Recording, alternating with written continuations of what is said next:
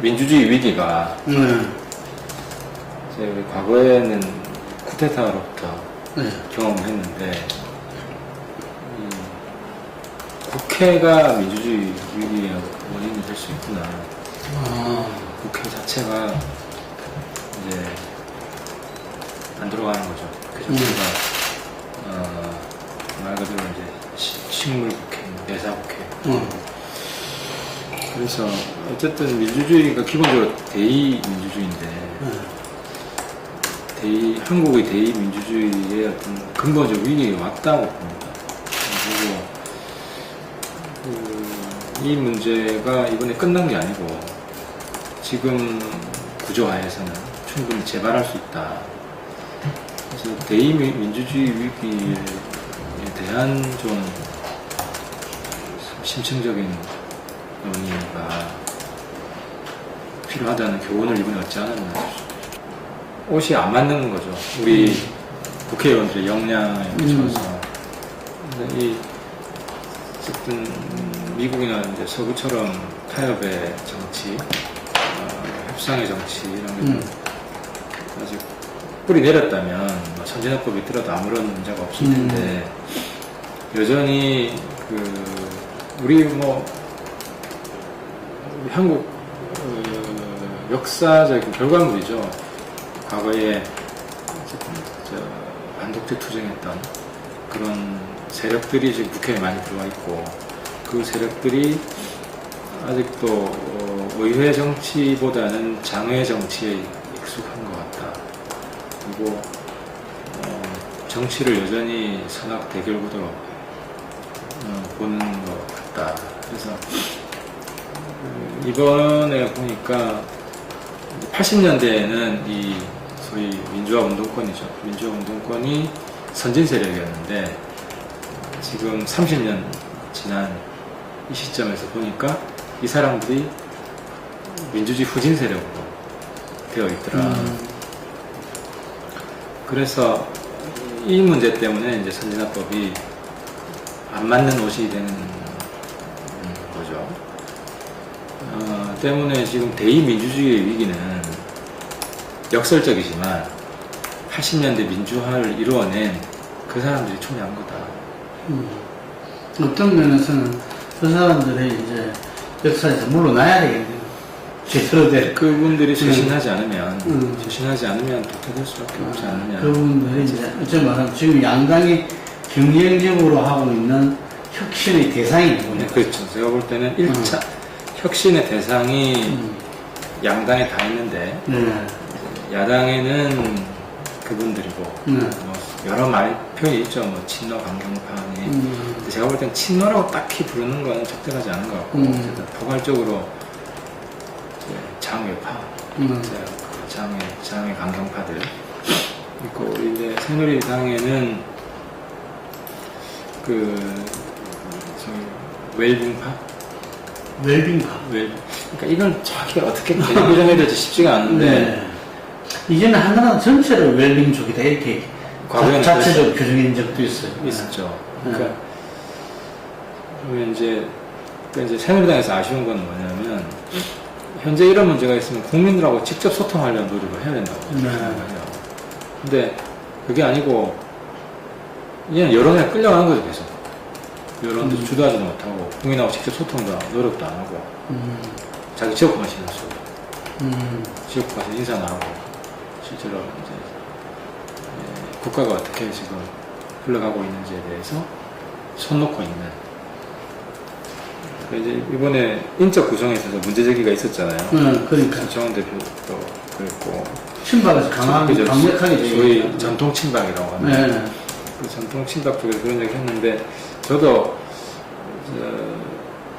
당 지도부에서 조금 더 섬세하게 배려했으면 더 좋았을 것 같다 하는 아쉬움은 있어요. 구성할 때 조금 섬세하게 배려했으면. 근데 그럼에도 불구하고 친박을 배제하겠다는 원칙이 있었던 건 아닌 것 같다. 이제 그 말씀 드리는 이유는 당 지도부 입장에서 보면 이제 구성하기 전까지 당에서 혁신이나 쇄신 이야기를 그런 목소리를 높이던 사람들 중심으로 하다 보니까 자연스럽게 이제 과거 이제 전통 친박을 당을 이끌어가고 있는 입장이었기 때문에 접었던 거지 친박을 배제하겠다는 원칙이 있었던 거 아니에요. 공교로 그죠? 우연의 일치지. 만약 그렇다면 우연의 일치인 거지 그런 배제 원칙, 배제 의도를 가지고 했다고 해석하는 거는 조금 지나친 거예요. 근데 혁신위원을 그 할 때 최고위의 의견 수렴을 또 안 했다는 겁니까? 나 그게 좀 이상하다고 사람들이 볼 때. 그거는 저희들도 몰랐죠. 모르고 첫 모임 할 때 우성 대표가 이야기를 하더라고요. 아마한테는 상의 안 했다. 그 이유는 이름이 나오는 순간 뭔가 또 잡음에 휩싸이고 그래서 극도 보안으로 그냥 밀어붙인 거다. 이름이 나오는 순간 뭐 누구 넣어달라. 그러니까 로비가 많았대요. 특히 그 캠프, 김무성 캠프에서 주축 주요하게 일했던 분들이 넣어달라는 이야기가 많았는데 실제로 캠프에서 중심적인 역할을 한 분은 안영환 한 사람밖에 없어요. 네. 그러니까 그걸 보더라도 이제 친김무성 중심으로 짠 건 아니라는 거. 이것도 내가 김무성 대표 말을 그대로 옮기면은 김호수 지사 할 때 고민을 많이 했대요. 이제 한 이유는 김무수 지사가 한 번 딱 정하면 타협을 안 하는 스타일이어가지고 오히려 이제 충돌이 되지 않을까 하는 우려도 있었지만 그래도 큰 그림을 볼 때는 같이 가야 된다 뭐 이런 판단을 하셨다고 하더라고요. 그래서 외부 의견 불일치로 여러 가지 논쟁이나 갈등되는 상황은 반드시 있을 것 같아요. 교통. 그 두 분 간에. 두 분뿐만 아니라. 그 내에서도. 그 내에서도 있고. 그게 이제. 그렇죠. 그래서 제가 새누리당 장점이요. 도구마가 없어요. 근데, 이제 야당은 사실 역사적으로 성공한 집단이잖아요. 80년대 성공을 했고, 성공한 사람들일수록 자기 내면에 강한 확신이 있는데, 그게 오히려 시대가 빨리 변할 때는 자기 발목 잡는 도구마가 될 수 있거든요. 그러니까 교조가 있는 거죠, 안에. 있는 건데, 새누리당의 장점은 이제 뭐 박정희 그거 다 거짓말이고 지금은 완전히 새로운 사람들이 구성이 됐고 인적 구성 인적 구성이 그렇죠. 완전히 새로운 사람들이고 그리고 그분들도 이제 어디에 매여 있는 사람들이 아니었잖아요, 역사적으로. 그러니까 그게 단점일 수도 있고요. 그게 이제 웰빙화되는 단점일 수도 있지만 어쨌든 사고는 상당히 자유로운 거죠. 그래서 우리 변화와 혁신에 더 잘 적응하는 집단이라는 거죠. 두 가지 요인이 있어요. 그 박근혜 정권을 성공시켜야 되는 그런 과제가 새누리당한테 있고 동시에 이거 새누리당 정치 집단이기 때문에 포스트 박근혜 환경 속에서 생존해야 된다는 정치적으로 요구가 있잖아요. 그러면은 정무적으로 수용하기 어려워요. 이런 과제가 있을 수 있고 그런 문제에 있어서는 이제 당청 간에 갈등이 있을 수 있는 거죠. 그래서 그건 오히려 뭐 건강한 거죠. 예를 들어 청와대가 추진하는 모든 것을 우리가 그냥 다 해줄 수는 없는 거잖아요. 여기서 지금 그 두 가지인데 우리 국가 입장에서 필요한 것이다. 하지만 지금 해야 되느냐 하는 문제가 물론 청와대는 국가에 필요한 걸 다 할 겁니다. 근데 이제 당에서 볼 때는 타이밍이 지금이냐 하는 문제가 있을 수 있기 때문에 타이밍이 지금이라고 판단이 되면 우리도 뭐 희생하고 헌신하고 같이 협력해 나가겠지만 아니면은 조금 갈등이 있을 수 있는 거죠. 개헌의 우선 어젠다가 이제 이번 국회를 보면서 바뀐 것 같아요. 그러니까 이제 과거에는 무슨 대통령제지 우리 말하는 제왕적 그렇지. 개헌의 초점이 제왕적 대통령제 개혁. 그러니까 대통령의 권한을 줄이는 거죠. 이제 여기에 많이 초점이. 권력 분산. 그렇죠. 권력 분산. 인데 이번에 국회 식물국회를 보면서 대통령이 문제가 아니고 국회가 문제다. 그러니까 이제 국민들의 초점이 대통령 권력 분산이 지금 중요합니다 하면은 얼마나 사람들이 흔쾌히 동의할지 저는 좀 모르겠어요. 근데 국회가 문제가 많고 국회에 어떤 견제장치가 필요합니다. 그러니까 예를 들어 지금 헌법에 국회 예산 없잖아요. 그래서 헌법에 국회 예산 할 수 있는 조항이 필요합니다. 이런 압도적으로 높을 거라고 생각하거든요. 그래서 이제 개헌의 필요성은 인정을 하는데 과거부터 정치를 개헌을 주도하는 국회는 대통령 권력 분산을 중요하게 생각하고 하지만 국민은 국회에 대한 견제를 더 중요하게 생각한다. 이렇게 지금 여론에서 잡힌 건 없죠. 지금 너무 생각에. 제가 주민들을 만나본 주민들을 만나고 그죠 거리 민심 거리 여론조사 거리 여론조사를 해보면 그렇다는 거죠. 그래서 이 국민들과 국회의원 사이 동상이몽이다. 이러면은 개헌 결론이 쉽게 안 난다는 게 하나 있고요. 그래서 쉽게 결론이 안 나는 개헌 드라이브를 걸어봐야 소모적인 것밖에 안 된다. 이게 하나 있고 또 두 번째는 권력 분산, 권력 구조 개편에 대한 것도 한 방향으로 이제 다수 의견이 모여 있지 않아요. 그러니까 세 가지잖아요. 내각제, 이원집정제, 뭐 대통령 중임제 쓰면은 분포가 비슷비슷해요. 이게 결론 안 나죠. 그러니까 어쨌든 정치인들은 프로인데 결론도 안 날 거를 뭐 붙들고 있어봐야 그거 뭐 비생산 정치죠. 국민들 못 듣는 거.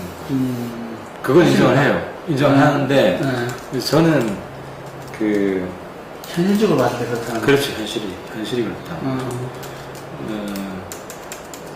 현실 책임진 정치인 입장에서는 결론이 뻔한데 무책임하게 소송처를 할 수 없다 이런. 그렇죠. 더 중요한 그러니까 결실이 나오면 모르겠는데 괜히 서로 이견만 확인하고 그러면 이 대목에서 어떤 이 국민 여론조사가 정확하게 만약에 조사가 된다면은 그걸 예측을 해봤을 때 하는 게 상당히 중요하겠네요. 그러니까 장애물이 하나만 있어도 쉽지 않은데 제가 장애물이 두 개잖아요. 국민 여망에 부합하지 않는다. 정치권의 생각이 다 다르다. 그것도 힘의 균형이 한쪽으로 쏠려 있지 않다는 거예요. 네. 그러니까 이 두 개의 장애물을 다 같이 넘기가 쉽겠네요. 공학적인 정치는 지금 아침 소리하고 안 맞는 것 같아요. 이제 공학적인 정치라는 거는 스탠스를 정해놓는 거죠. 지도부하고는 항상 다르다. 그리고 야당과 지도부, 여당 지도부 사이 한 중간쯤에 전략적 스탠스를 잡아놓고 이슈가 있을 때마다 여기 맞추는 거죠. 그러니까 저희들은 이게 혁신이라는 게 딴 게 아니라 이제 국민을 보고 정치를 하는 거고 때에 따라서 야당이 맞을 때가 있고 때에 따라서 여당이 맞을 때가 있고 그러면은 여당이 맞는 이야기 할 때는 여당 편을 들어주는 거고 여당이 틀린 이야기, 지도부가 틀린 이야기 하면 여당을 견제하는 거고 이런 거지. 그러니까 지금 이제 저희들이 출범할 때 이제 힘을 받기 시작한 게 그때 우리가 전대회 할 때거든요. 우리 내부 전당대회. 그래서 전당대회 할 때 그때 이제 애들이 처음 세게 목소리를 내기 시작했고, 그러니까 서로 진흙탕 그런 전대를 하지 마라. 그때는 이제 우리 당 주류를 아주 매섭게 비판을 했죠. 비판을 했고, 그게 어느 정도 먹혀가지고 전대 분위기도 서로 막 비방하고 싸우다가 많이 잠잠해졌단 말이죠. 그리고 지금 세월호 국면에 있어서는 국민들이 다 알지만 야당하고 유족 대책위가 너무 나갔잖아요. 네. 너무 나갔기 때문에 지금 상황에서는 여당 지도부 입장 손을 들어주는 게 맞다. 전략적인 방향에서 그런 것이지. 이게 뭐 그럼 이게 전략적 동맹관계냐? 그렇게 보는 건 너무 과도하다는 거죠. 그 대통령이 그 국회하고 더욱 더 소통한다는 모습을 보여줬으면 좋겠어요. 개인적으로 몇 번 해보면 논쟁을 해요. 그리고 이제 뭐 제가 말씀드리는 게 일리가 있다 그러면 수용을 하고 본인 생각과 다르다 그러면 그 자리에서 바로 이래서 안 되는 거 아니냐. 이제 그래서 이제 수평적 소통이 안 되는 분은 아니다. 이제 개인적인 체험 이제 그런 게 있는데, 근데 그럼에도 불구하고 어쨌든 더 노력하셔야 되는 거예요.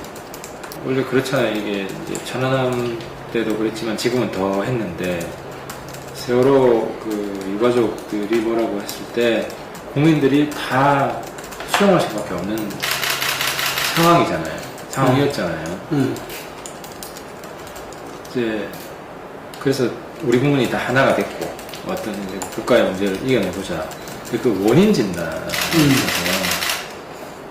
대통령이 어쨌든 포괄적인 책임을 지고 있긴 하지만 이 사법적 책임까지 있을 수 있다고 전제하고 이걸 메인으로 중심으로 이제 따지기 시작하면서 이제 거기에 동의 안 하는 국민들이 많았던 저도 동의 안 하고 이제 그러면서 이게 좌우 프레임에 들어가고 있는 것 같아요. 그리고 거기에는 세월호 지금 유가족 대책위가 중심을 잘 못 잡았고 야당과 여러 시민단체가 이걸 부추겼고 계속 7시간 이야기. 그리고 이제 여기에 대응하는 청와대와 여당의 대응이 타이밍을 좀 놓쳤고 좀 미숙했고 이런 게 이제 겹치면서 이제 세월호 문제가 완전히 좌우 프레임에 들어갔고 세월호 대책이 무슨 이야기라도 국민들이 또 이제 그런 일이 있었어요. 이걸 확인시켜주는, 예를 들어서 세월호 대책이 어느 날 어려운 민영화에 반대한다. 전혀 할 필요도 없는 언급을 했었어요? 네, 했었어요. 그래서 왜 세월호 대책위가 어려운 민영화 반대를 이야기하느냐. 그러니까 이게 대책위가 좌파를 대변하는 게 아니냐 하는 인식이 거의 굳어져 버렸죠, 지금은. 이제 거기에다가 단시간에 김영호 씨가 막 적나라하게 상스럽게 욕을 하고, 그리고 특히 이제 폭행 사건 있으면서 좌파일 뿐만 아니라 상당히 이제 제가 무도하다는 표현을 썼는데 무도하고 또 뭐 유경근 대변인이 있지도 않은 이야기를 해서 정직하지도 못하고 이런 좌파에다가 비윤리적이고 이런 이미지까지 겹쳐버리는 거죠. 그러다 보니까 이제 좀 보수적인 그런 시민들은 세월호 단어만 떠올려도 막 진절머리 난다고 할 정도로 국민들한테 외면을 많이 받아요. 우리가 그거는 이제 젊은 애들이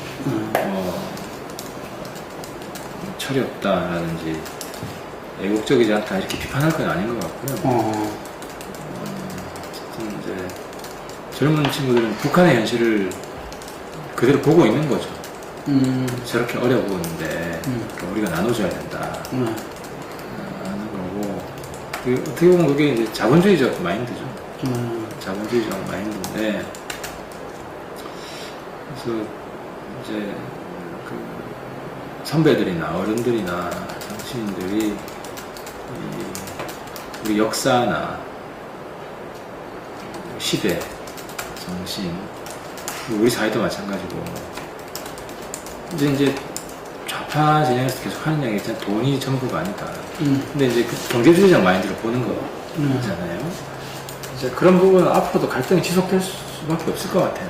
지속될 수밖에 없을 것 같고, 그럼에도 불구하고 결정적인 시기에는 그런 20대 젊은이들도 통일에 반대하지는 않을 거라고 생각해요. 일이 단기적으로는 고통 분담이다. 단기적으로. 장기적으로는 대박의 가능성이 있지만 너무 대박만 이야기하는 거를 역효과 날 가능성이 있다. 현실적으로 다가왔을 때 대박만 이야기하다가는 아니잖아. 오히려 좀 이제 대통령이 처음에 통일대박 이야기한 언제 이야기했죠? 10년. 5월 초에죠. 네. 그때는 이제 통일에 대한 관심 고조 이런 차원에서 이제 긍정적인 면이 있었다고 생각을 하고요. 근데 시간이 흐를수록 좀 이성적이고 냉정하게 좀 이야기를 해야 될 필요가 있는 거 아닌가. 정부가 결단을 좀 할 필요가 있다고 생각하는데요. 천안하고 금강산 사과가 전제 조건으로 그렇죠, 돼 있죠. 돼 있잖아요.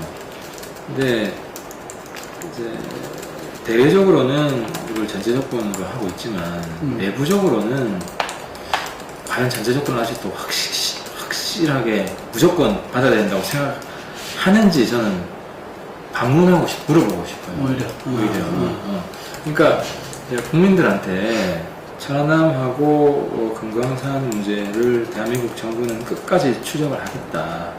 그래서 이제 심판해야 될 것이 있으면은 심판받도록 하겠다라는 그런 의지는 절대로 꺾이면 안 되고요.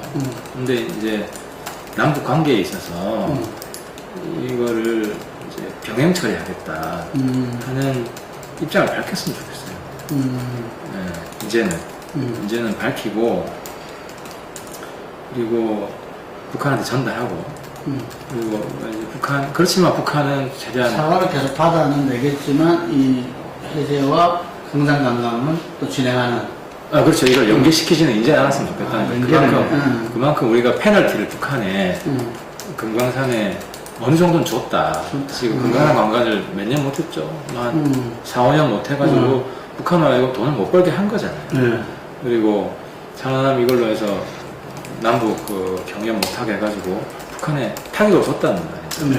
그러니까 예를 들어서 그거랑 비슷한데 그 천안문 사태 중국의 천안문 사태로 미국과 유럽에서 그 경제 제재를 취했었어요. 근데 그걸 어느 정도 시점 지나고 나서 그걸 연기시키지 않았거든요. 이제 우리도 지금 시점에서는 그리고 대통령께서는 통일대박 이야기하고 프레시덴 선언까지 이야기하고 마당에서는 그 점을 좀 명확해줬으면 좋겠다. 정부의 스탠스가 어정쩡하다. 그러니까 저는 어쨌든 종합적으로 정세 방향으로 갈 수밖에 없다. 그러면은 정세 방향을 잡고 그 국민들한테 설득하는 차원에서 접근하는 게 옳았다고 보는데 아니다고 뭐 하면 안 된다. 그렇죠. 이제 물론 이제 소득세나 이런 것처럼 모든 국민한테 해당되는 정세는 아니죠. 담배 피는 사람한테만 해당되고. 근데 이거를 분리하다 보니까 정세는 없다. 정세 개입은 없다. 하지만 이건 한다. 이러다 보니까 오히려 정세 필요성이 있음에도 불구하고 나중에 정세를 할 때 역풍을 맞을 스탠스다. 그래서 제 개인적인 입장은 그러니까 지금 장기 플랜이 없는 게 문제인 것 같아요. 정세 장기 플랜이 있어야 되거든요. 있어야 되는데 이 부분 계획을 못 잡다 보니까 그냥 임기응변식으로 대응하고 있는 게 아니냐. 그래서 정세와 복지에 대한 장기 플랜을 잡고 그리고 이제 국민들하고 소통을 했으면 좋겠다. 국민 여러분 많이 힘드시고 특히 국회를 보면서 짜증도 많이 나셨죠. 하지만 우리 국회 내에서도 새로운 변화와 혁신을 추구하는 힘이 남아 있습니다. 국민들 조금만 인내심을 가지고 우리 국회도 과거 폭력 국회에서 더 선진적인 국회로 가는 과도적인 과정에서 이번에 이런 문제가 생긴 것으로 좀 긍정적으로 이해를 해주시고 그럼에도 국회가 없는 것보다는 국회가 잘하도록 하는 것이 우리나라를 위해서 더 필요하지 않을까 생각을 합니다. 저희 국회의원들도 더욱더 힘차게 노력을 하겠습니다. 그러니까 우리 국민들께서도 우리 국회의원들 한 번만 더 기회를 주시고 믿어봐 주시면 감사하겠습니다.